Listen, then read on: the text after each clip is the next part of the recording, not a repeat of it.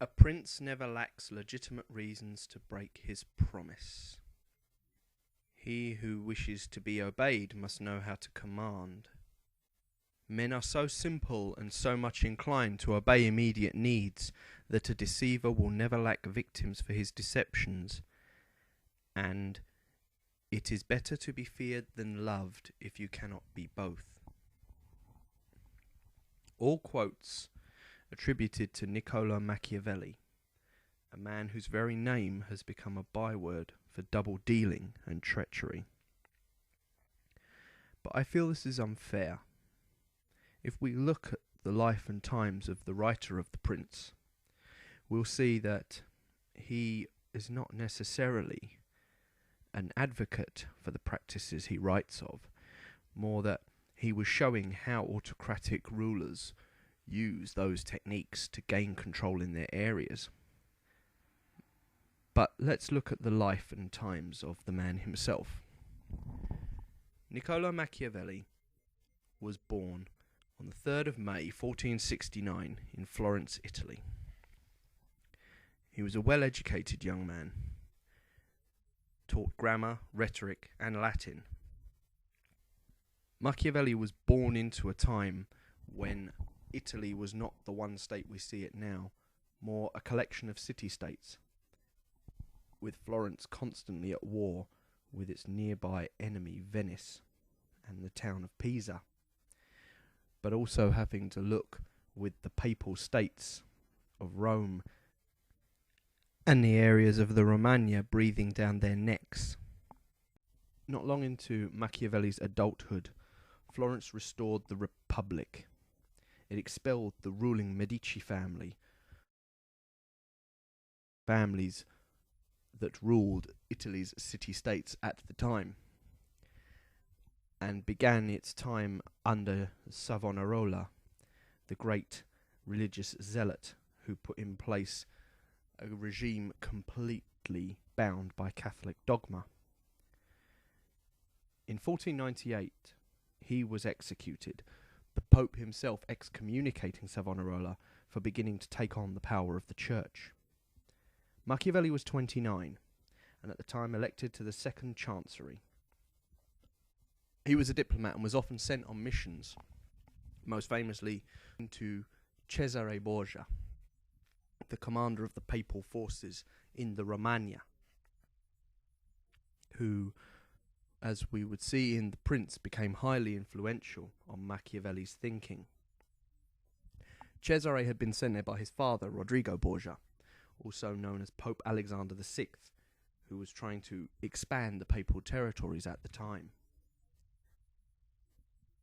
It was while he was with Cesare that Machiavelli took some of the great lessons that he had learnt and put them in to The Prince, such as when the Romagna was taken over, the evil commander Lorca was put in charge of the area before being brutally arrested and executed with his headless body left in the middle of a square next to a bloodied block, after which Cesare instituted Sansevini, a man who was known to govern by reason and law. The lesson to Machiavelli being that if you wished to rule a people, you had to show that you were better than the previous rulers. Towards the end of his time in the Florentine Republic, Machiavelli was in charge of the city's militia for its defences. Machiavelli was distinct at the time in that he distrusted mercenaries. It was not that he disliked them, it was that he felt their loyalty was bought and therefore they would not work as well as a militia that came from the city, almost using a base level of city patriotism. In 1512, the Medici were restored. Machiavelli was arrested and tortured, but since there was no proof of a conspiracy and he denied all involvement in any, he was released and sent to exile in his estate. He then devoted himself to writing plays, for which he was better known in his life, and his two great works, The Prince and The Discourses. When Machiavelli died in 1527, he was buried at the Church of Santa Croce in Florence.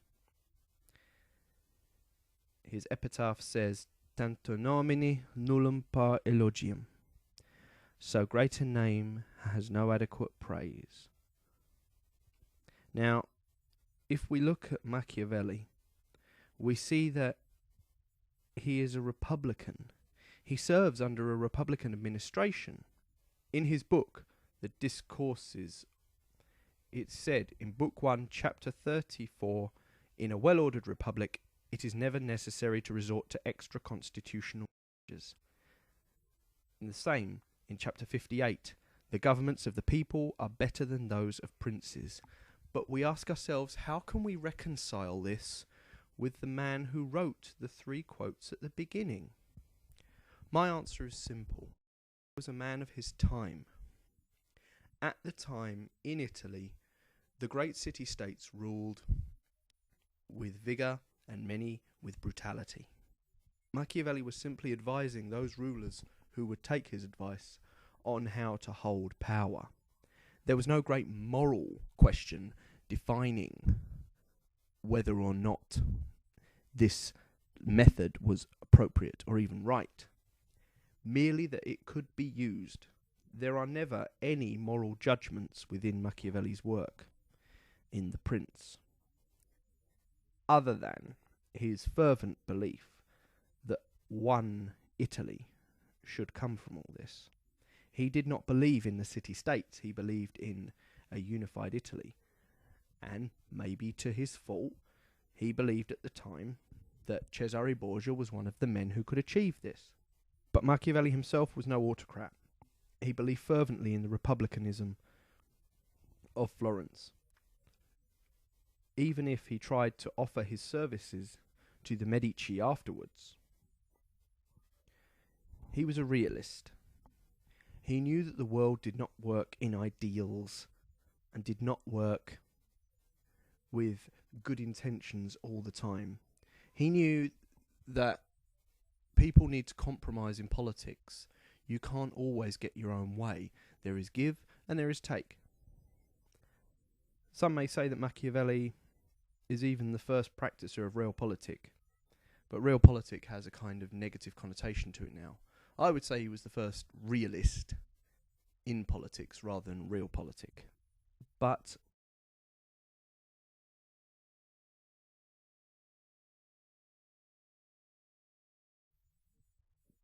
autocratic rule in order to show how wrong it is. I don't agree.